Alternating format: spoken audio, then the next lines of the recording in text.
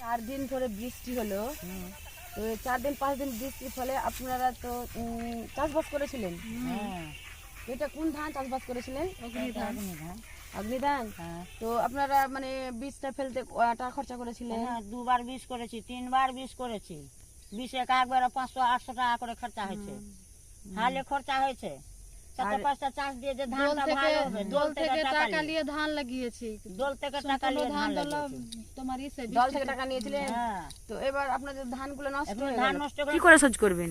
কি করে শোধ করবো? ধানটা হলে বিক্রি করে শোধ করতাম, তো ধানই হলো না। আর আমরা চলবো কি করে? আর আপনাদের কত বিঘা ধান ছিল? আমার ধান আছে 2 বিঘা। উঠেছে তো, প্রত্যেক চাষির মাথায় হাত পড়ে গেছে। ডুবে গেছে, তার মনটা কি ভালো আছে? কি করবো না করবো এই ধানটা লেগে আছে। মালদা জেলার পুখুরিয়া থানার পীরগঞ্জ অঞ্চলের অন্তর্গত ছোট্ট একটি গ্রাম সাতমারা, সবুজ ঘেরা এই ধান ক্ষেত। এই গ্রামের মানুষ চাষবাস করে দিন কাটায়, কিন্তু তাদের প্রতিদিনের কাজ হলো চাষবাস করে তারা ফসল উৎপাদন করে জীবিকা চালান। এই গ্রামের একজন চাষি নগেন সাহা 4 বিঘা ধান, 3 বিঘা কলাই, 2 বিঘা ভুট্টা চাষ আবাদ করেছিলেন। তার বয়স 45 বছর। বৃষ্টি মোটামুটি 1 সপ্তাহ।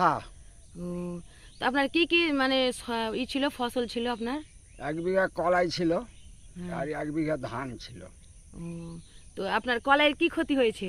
ফুল সব নষ্ট হয়ে গেছে কিছুটাই। কলাইয়ের ফুলটা নষ্ট হয়ে গেছে, মানে কলাই হবে কিনা সন্দেহ, তাই তো? হবে না, ফুল যেখানে ফুল নষ্ট হয়ে গেছে ও দহিরা তো আর ফুল আসবে না। এটা কোন মৌজা পড়ে? সাতমারা মৌজা। আর আপনার ধান নষ্ট হয়েছে এটা কোন মৌজা? ওটা সোলপুর মৌজা। ধানের জল ধরে আছে 1 গলা। 1 গলা জল? তার মানে ধানটার হওয়ার ফুইটা সুমার হলো ওই অবস্থায় শেষ হয়ে গেছে। তাহলে ধান আর পাবেন না? না, ধান কলাই দুটাই শেষ। তো আপনি এখন কি চাইছেন? এখন আমি কোন সরকারের কোনো সাহায্য চাচ্ছি যে কিছু বাঁচি জানো। তিনি এবং তার স্ত্রী প্রতিদিন অনেক কষ্ট করে চাষবাস করেন। তাদের আর্থিক অবস্থা ভালো না, তাই তারা দল থেকে লোন নিয়েছিলেন। অনেক কষ্ট করে চাষ আবাদ করেছিলেন। আমরা অনেক ধানের ধান তখন ডুবলো, গেরে ডুবে গেল, হবে না। কলাই টলাইও ডুবে গেছে। তাও আর কালি লাগি আর শোধ ধরতে পারবে? এখনই তো ডুবে আছে ধান।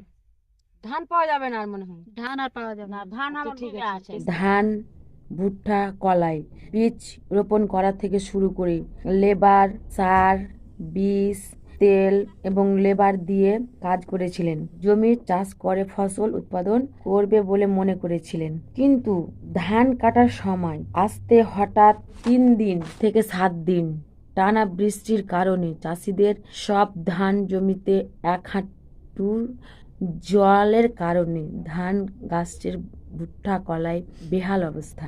তো যে আপনার ধান ছিল? হ্যাঁ, ধান ছিল। কত বিঘা ছিল? 1.5 বিঘা ছিল, ডুবে গেছে। সব ডুবে গেছে? ভুট্টা ছিল, ভুট্টাও ডুবে গেছে। খরচা হিসাব করে তাও ধরো 10,000 টাকা গেছে। তাহলে আপনি একটা ধান তুলতে পারেননি? না, জল এখনো জল আছে কোমর। আপনার কত বিঘা ধান ছিল? 3 বিঘা। 3 বিঘা ধান সব নষ্ট হয়ে গেছে না আছে কিছু? জলে এরকম ভাবছে, জল ছিল তো, জল কাটিয়ে বের হয়ে যায়, এতটা করে জল ছিল। জল মানে এই ধানগুলো আপনি জল থেকে ছেঁকে ছেঁকে এখানে জমা করলেন? তলায় থেতিয়ে গিয়েছে। চাষিদের মাথায় হাত, কি করবে বুঝতে পারছে না। সব ফসল নষ্ট হয়ে গেছে।